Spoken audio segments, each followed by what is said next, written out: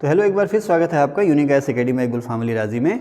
History का session है और हिस्ट्री में गुप्त एम्पायर के बारे में हम लोग बात कर चुके हैं। इसका पार्ट 1 हम आप लोगों को पढ़ा चुके हैं। अब हम बात करेंगे इसके पार्ट 2 में। तो गुप्त वंश की बात हो रही है, गुप्त वंश का ये पार्ट 2 है। इससे पहले हम लोग समुद्रगुप्त के बारे में हल्की फुल्की जानकारी आपको दे चुके हैं। समुद्रगुप्त के विजय अभियान क्या थे उसके बारे में डिस्कस हो चुका है। अब यहाँ पर हम लोग आ गए हैं चंद्रगुप्त सेकंड पर। चंद्रगुप्त सेकंड या चंद्रगुप्त विक्रमादित्य। तो पार्ट 1 में हमने इसकी जो वाकाटकों से कैसे इसने वैवाहिक संबंध बनाया, उसके बाद फिर किस तरह से शकों को हराया और शकारी टाइटल इसको दिया गया, इसके बारे में बहुत सारी बातें हो चुकी हैं। अब जो है कि चंद्रगुप्त सेकंड विक्रमादित्य, जब इसने शकों को हराया तो इसने टाइटल लिया विक्रमादित्य। ठीक है ना सब। अब एक सवाल आता है कि मेहरौली अभिलेख किससे संबंधित है। कुतुब मीनार, अगर आप कभी गए हों तो कुतुब मीनार अगर आप जाएं तो कुतुब मीनार के कॉरिडोर में, प्रांगण में, वैसे कॉरिडोर का मतलब गलियारा, आंगन को अंग्रेजी में पता नहीं क्या कहते हैं, तो कुतुब मीनार के आंगन में हिंदी में कहते हैं प्रांगण, उस कुतुब मीनार कैंपस में। तो कुतुब मीनार कैंपस या कुतुब मीनार प्रांगण में एक पुराने ज़माने का एक पिलर, लोहे का पिलर जो है गड़ा हुआ है और उसको सुरक्षित रखा गया। ठीक है ना। अच्छा, कुतुब मीनार जो है वो दिल्ली के मेहरौली इलाके में है। तो अब ये जो पिलर है लोहे का मेहरौली से मिला है, तो इसको मेहरौली स्तंभ लेख कहते हैं। ध्यान रखना, इसको क्या कहते हैं, मेहरौली पिलर इंस्क्रिप्शन या मेहरौली स्तंभ लेख। क्वेश्चन आता है किसका है, क्योंकि इस पे जो नाम लिखा हुआ है वो किसी चंद्र नाम का राजा, इस पर जो नाम लिखा हुआ है, जिस राजा का नाम लिखा हुआ है उस राजा का नाम यहाँ पर दिया हुआ चंद्र। उसको चंद्रगुप्त विक्रमादित्य या शकारी नहीं कहा गया, उसका नाम लिखा हुआ चंद्र। समझे। इसको लेकर भी विवाद रहता है कि भाई ये उसका है या नहीं है, लेकिन मानता ये है कि मेहरौली अभिलेख पर या कुतुब मीनार के अहाते में जो लोहे का पिलर गड़ा हुआ है उस पर जो बखान लिखा हुआ है ब्रिटिश का, जिसके बारे में लिखा हुआ है वो चंद्रगुप्त विक्रमादित्य के बारे में लिखा हुआ है। या मेहरौली अभिलेख पर जो चंद्र नाम के राजा का नाम खुदा हुआ है वो एक्चुअली चंद्रगुप्त विक्रमादित्य है। ठीक है। अब ये जो पिलर है ना, ये यूनिक है, अद्वितीय है। क्यों है, कहते हैं कि भाई इस पे जो पॉलिश है, इसकी जो चमक है, ये पहले भी ऐसी थी और आज भी ऐसी है। तो इसका मतलब क्या है कि उस दौर के लोग बेहतरीन कीमियागार थे। कीमियागार माने केमिस्ट यानी केमिस्ट्री यानी कि रसायनज्ञ, यानी कि उनको केमिस्ट्री की बहुत अच्छी नॉलेज थी कि इस लोहे में उन्होंने पता नहीं क्या मिलाया है कि इसकी चमक जो है वो आज भी बरकरार है। इस पर जो खुदाई है या लिखाई है वो आज भी अमिट है। खैर, चंद्रलेख पर पढ़ा गया तो पता चला ये चंद्रगुप्त विक्रमादित्य की विजयों के बारे में बात कर रहा है। जब आप यूपीएससी मेंस में पढ़ेंगे ना तो पूरा का पूरा मेहरौली अभिलेख पे आपसे 200-250 शब्दों में पूछ सकता है। तो इसमें कई सारी लाइनें हैं कि इसने सिंधु के 7 मुखों को पार करके बहिलकों का गौरव नष्ट किया और ये किया, और दक्षिण के जो समुद्र हैं उसके प्रताप से सुशोभित हो रहे हैं, वगैरह वगैरह। ठीक है ना। तो अभी उसकी इतनी हेडेक लेने की ज़रूरत नहीं है। आप ये इस मेहरौली शिलालेख से या मेहरौली स्तंभ लेख से या मेहरौली लौह स्तंभ से, आयरन का है ना ये, मेहरौली लौह स्तंभ से चंद्रगुप्त विक्रमादित्य की विजयों के बारे में पता चलता है। ओके, ठीक है। अब इसी से कैसे इसने शकों को हराया, कैसे विक्रमादित्य का इसने टाइटल लिया और कैसे इसका वाकाटकों से रिश्ता था, इसका आभास भी होता है। ठीक है। इसके बारे में आपको पार्ट 1 में काफ़ी बता चुका हूँ। फिर साहब स्कंदगुप्त झील की बात अभी नहीं कर रहे, बाद में करेंगे। स्कंदगुप्त झील की बात ये बाद में लिखा मैंने, जगह बच गई होगी तो। अश्वमेध यज्ञ, जैसे पार्ट 1 में मैंने आपको बताया दक्षिण के 12 राजाओं को जीतने के बाद समुद्रगुप्त ने अश्वमेध यज्ञ कराया था। अश्वमेध यज्ञ स्कंदगुप्त ने भी कराया। पुष्यमित्र शुंग ने 2 अश्वमेध यज्ञ कराए थे। कुमारगुप्त ने भी अश्वमेध यज्ञ कराया। प्रवरसेन, वाकाटक राजा प्रवरसेन ने 4 अश्वमेध यज्ञ कराए थे। फिर यहीं पर मैंने लिखा है कुमार नालंदा को पहला दान। नालंदा विश्वविद्यालय जानते हैं ना आप, किसने नष्ट किया था नालंदा विश्वविद्यालय को? बख्तियार खिलजी ने, है ना। तो ये जो नालंदा विश्वविद्यालय अपने समय का ऑक्सफोर्ड था, ये अपने समय का ऑक्सफोर्ड था। देश विदेश के लोग यहाँ पर पढ़ने आते थे और ये बौद्ध धर्म की शिक्षा का प्रमुख केंद्र था। बौद्ध धर्म की शिक्षा का तो प्रमुख केंद्र था ये, धर्म दर्शन की शिक्षा का तो केंद्र था ही था। इसके अलावा उस समय और जो भी विषय चल रहे होंगे, इतिहास, भूगोल, विज्ञान वगैरह, उस समय के उसको पढ़ने के लिए देश विदेश से यहाँ पर लोग आते थे। अपने समय का शिक्षा का सबसे विशाल मरकज़ था ये, केंद्र, मरकज़ माने केंद्र। ठीक है। अब इसको नष्ट किया था बख्तियार खिलजी ने। तो क्वेश्चन आता है किसके समय बना, किसने बनाया? तो देखो इस इतिहास में इसके बारे में जानकारी है कि नालंदा विश्वविद्यालय जो है बिहार में है। ठीक है ना, बिहार में नालंदा जिले में। तो इसको पहला जो दान दिया था वो कुमारगुप्त ने दिया था, 400 गांवों का पहला दान। तो इससे ये पता नहीं चल रहा है कुमारगुप्त ने बनाया।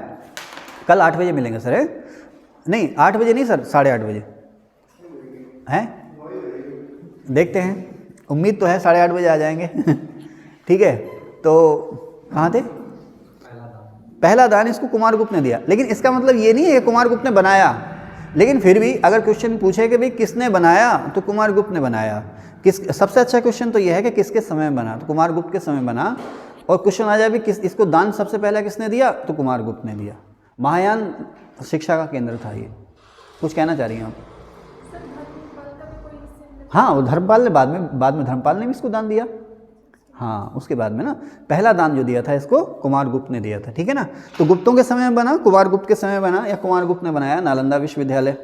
ठीक है, अब गुप्तों के समय में ही शिव जी और विष्णु जी, भगवान शिव और भगवान विष्णु दोनों की मूर्ति एक साथ बनाई गई, जिसको नाम दिया गया था हरिहर की मूर्ति। क्वेश्चन आता है कि हरिहर की मूर्ति सबसे पहले किसके समय बनना शुरू हुई? संयुक्त मूर्ति थी भगवान शिव और भगवान विष्णु की, दोनों की एक साथ, इसको कहते थे हरिहर मूर्ति।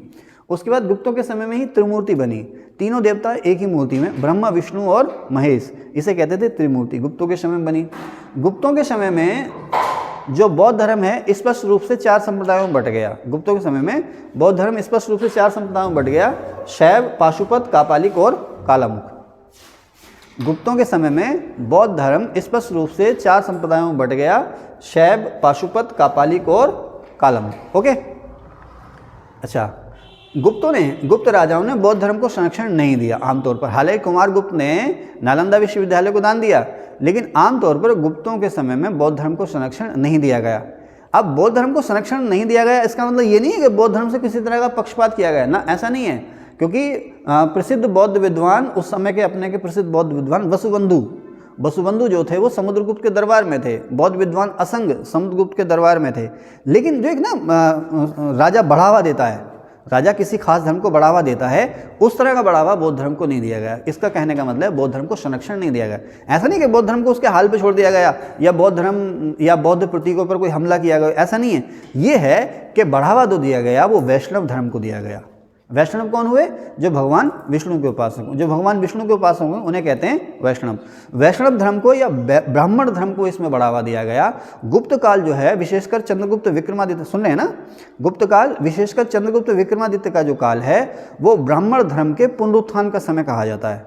ब्राह्मण धर्म के पुनरुत्थान का समय या वैष्णव धर्म के पुनरुत्थान का समय। कहने का मतलब यह है कि इससे पहले जो है बौद्ध धर्म और जैन धर्म का बोलबाला था। बहुत सारे राजा थे बौद्ध और जैन धर्म को संरक्षण देते, जैसे आपने कुषाण कनिष्क के समय में बौद्ध धर्म को बढ़ावा दिया गया था, तो इनके समय में ब्राह्मण धर्म को बढ़ावा दिया गया था। बौद्ध धर्म को संरक्षण इन लोगों ने नहीं दिया। मैंने लिखा अंतिम पाल। तो सवाल आता है कि प्राचीन भारत में बौद्ध धर्म को संरक्षण देने वाला अंतिम राजवंश कौन सा था? तो पाल वंश। बिहार और बंगाल का जो पाल वंश था उसी ने संरक्षण दिया। सवाल आता है ना कि बौद्ध धर्म का भारत से पतन क्यों हो गया, तो उसका एक कारण ये भी दिया जाता है कि पालों के बाद इसको राजकीय संरक्षण नहीं मिला। और बौद्ध धर्म का भारत से पतन का तात्कालिक जो कारण था, यह सबसे बड़ा कारण था, पार्ट 1 में मैं आपको बता रहा था, मैंने आपसे पूछा था, तो यशोवर्मन चंदेल ने उत्तरी भारत में ज़बरदस्त हमले किए थे, खास करके बौद्ध मठों और बौद्ध प्रतीकों पर। उसकी वजह से उत्तर भारत से बौद्ध धर्म का पतन हो गया था। ठीक है, खैर, अब यहाँ पर लिखा जैन कदम गंग। इसका मतलब यह है कि कदम दक्षिण भारत के कदम्ब शासक, दक्षिण भारत में कदम्ब शासक, और पूर्वी भारत में जो गंग शासक हैं, विशेषकर उड़ीसा में, ठीक है ना, पूर्वी भारत में गंग वंश के शासक और दक्षिण भारत में कदम वंश के शासकों ने जैन धर्म को संरक्षण दिया था। ठीक है, तो मंदसौर मालवा में, अभी मैं इसकी बात कर ही रहा था, किसका यहाँ से किसकी प्रशस्ति मिली है? कुमारगुप्त की। किसने लिखी है? वत्सवट्टी ने। अच्छा, एक अभिलेख और मिला है कुमारगुप्त का, ये अभिलेख है करमदंडा से। ये करमदंडा कहाँ है? फैजाबाद, अयोध्या या फैजाबाद। करमदंडा अभिलेख कुमारगुप्त का ही है, ये अयोध्या से या फैजाबाद से मिला है। ठीक है, आगे चलते हैं। अच्छा, इसमें आप देखें कुछ टाइटल दिए हुए हैं, जैसे मैंने पूछा किसने कौन सा टाइटल लिया, तो श्रीगुप्त ने जो टाइटल लिया था वो टाइटल लिया था महाराज का। श्रीगुप्त ने टाइटल लिया था महाराज का। चंद्रगुप्त फर्स्ट ने टाइटल लिया था महाराजा धीराज का। क्वेश्चन आता है कि गुप्त वंश में महाराजा धीराज का टाइटल लेने वाला पहला राजा कौन सा था? तो चंद्रगुप्त फर्स्ट था। अब श्रीगुप्त ने लिया था महाराज, तो यहीं से ये आभास होता है कि ये कोई बहुत छोटा मोटा राजा रहा होगा, क्योंकि महाराज जो संज्ञा थी वो छोटे मोटे जागीरदारों की थी, जमींदारों की थी। ठीक है ना, तो श्रीगुप्त ने, हालांकि श्रीगुप्त फाउंडर था, लेकिन वास्तविक फाउंडर कौन था? चंद्रगुप्त फर्स्ट था। तो श्रीगुप्त ने टाइटल लिया था महाराज का, और चंद्रगुप्त फर्स्ट ने पहली बार गुप्तों में टाइटल लिया था महाराजा धीराज का। उसके बाद आगे आते हैं समुद्रगुप्त के टाइटल थे कुबेर। कुबेर जो कहा गया समुद्रगुप्त को वो प्रयाग प्रशस्ति में कहा है हरिशेन ने, बहुत धनवान, यानी कि धनवानों में ये कुबेर के समान था। इसी में प्रयाग प्रशस्ति में ही समुद्रगुप्त को कविराज कहा गया। उसने कहा कि गंधर्व विद्या और काव्य में उसने नारद और तुम्बुरु को भी लज्जित कर दिया, कविराज कहा गया इसको, ठीक है ना। समुद्रगुप्त कौन सा साज बजाता था? देखो बहुत सी चीज़ें लिखी हैं लेकिन फिर भी मैं भूल गया हूँ। उसके 6 तरह के सिक्के मिले हैं ना, तो एक सिक्के पर उसे वीणा बजाते हुए दिखाया गया, तो उसे कहते हैं वीणा वादन प्रकार के सिक्के। तो समुद्रगुप्त जो था वीणा बजाता था। औरंगजेब क्या बजाता था? औरंगजेब कौन सा साज बजाने में माहिर था?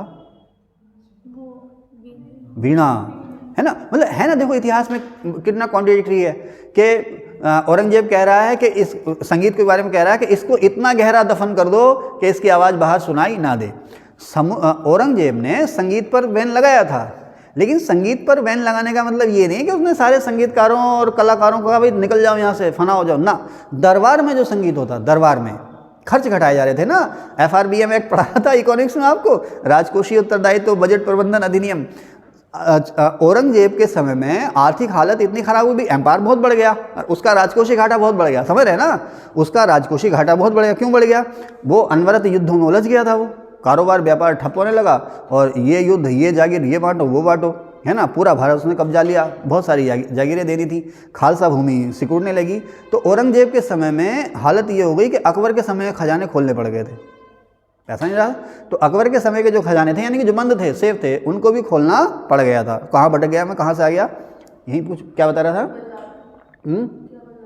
क्या बता रहा था मैं? है हाँ यस। तो नहीं, मैं ये बता रहा था कि ऐसा, तो उसने अपने खर्च घटाने के लिए ना, उसने जो महल में सोने चांदी की रेलिंग होती है ना, सोने चांदी की रेलिंग, महल में रेलिंग समझते हैं ना, महल में दरबार में सोने चांदी के परत लगे हुए रेलिंग्स हैं और सोने चांदी की परत लगे हुए तमाम तरह की चीज़ें, उसने सबको उखड़वा दिया था। सब बेचो इन्हें, खर्चा पूरा करो। ये सब क्या है? दिखावा है। इसके अलावा जो दरबार के मुंशी मुनीम या क्लर्क टाइप के होते थे ना, तो उन्होंने सोने चांदी के पेन और दवात दिए जाते थे, इंक पोट, दवात माने इंक पोट, है ना। तो सोने चांदी के दिए जाते थे ना, लकड़ी से इस्तेमाल करो इसका, तो किफ़ायती। लेकिन इतिहास इन चीज़ों को दिखाता नहीं है, वो दूसरी तरह से दिखाता। खैर हमें इससे कोई लेना देना नहीं है। ओके, तो आगे चलें। जब औरंगजेब के बारे में पढ़ेंगे तो इसके बारे में डिस्कशन और करेंगे, है ना। तो समुद्रगुप्त के एक सिक्का मिला ना वीणा प्रकार का, तो इससे पता चलता है कि वीणा ही बजाता था वो। इसका टाइटल अश्वमेघ पराक्रम भी है, ध्यान रखना, अश्वमेघ पराक्रम समुद्रगुप्त का टाइटल है, अश्वमेघ पराक्रम। इसके अलावा इसे लिच्छवी दोहित्र भी कहा जाता है, क्योंकि चंद्रगुप्त फर्स्ट ने जिस लिच्छवी राजकुमारी से विवाह किया था उसी का ये बेटा था। लिच्छवी दोहित्र इसको कहा जाता है। और नाकुल संभूता कौन है? प्रभावती गुप्ता। प्रभावती गुप्ता ने अपने आप को कहा है नाकुल संभूता। दोहित्र माने संतान, लिच्छवी दोहित्र यानी कि लिच्छवी कुल की संतान। कौन? समुद्रगुप्त। इसका मतलब लिच्छवियों का जो है कि सामाजिक प्रतिष्ठा काफ़ी बढ़िया रही होगी, तभी तो वो खुद को कह रहा है ना लिच्छवी दोहित्र, है ना। अब जो आधुनिक इतिहासकार हैं स्मिथ, B.A. स्मिथ ने समुद्रगुप्त को कहा है भारत का नेपोलियन, भारत का नेपोलियन का है, ठीक है। चलिए साहब, अब चंद्रगुप्त सेकंड जब उसने शकों को हराया तो उसको शकारी कहा गया। शकों को हराने के बाद उसने टाइटल लिया विक्रमादित्य का। इसके अलावा अपने आप को ये परम भागवत भी कहता था, यानी कि विष्णु का, भगवान विष्णु का सबसे बड़ा उपासक, परम भागवत। तो सवाल ये भी आया, अब ये सवाल बन जाता है कि गुप्तों में सबसे पहले परम भागवत का टाइटल किसने लिया? तो चंद्रगुप्त विक्रमादित्य ने लिया। अब चंद्रगुप्त सेकंड अपने आप को देवराज भी कहता है, देवराज। कनिष्क ने भी कहा अपने आप को देवराज, कनिष्क ने भी अपने आप को देवराज कहा है। और देवानाम प्रिय किसने कहा अपने आप को? अशोक ने। ध्यान रखना, अशोक ने खुद को कहा है देवताओं का प्रिय या देवानाम प्रिय, देवताओं का प्रिय या देवानाम प्रिय, ठीक है, क्लियर है? आगे चलें। उसके बाद कुमारगुप्त को हेनसांग ने लिखा, मैंने हेन, ठीक है ना। कुमारगुप्त को हेनसांग ने लिखा है शक्रादित्य। सवाल आता है कि शक्रादित्य किसको कहा गया? कुमारगुप्त को कहा गया। किसने कहा? हेनसांग ने कहा है, ठीक है। चलिए साहब, तो इस पार्ट में बस इतना ही। अब आपसे मिलेंगे हम तीसरे पार्ट में।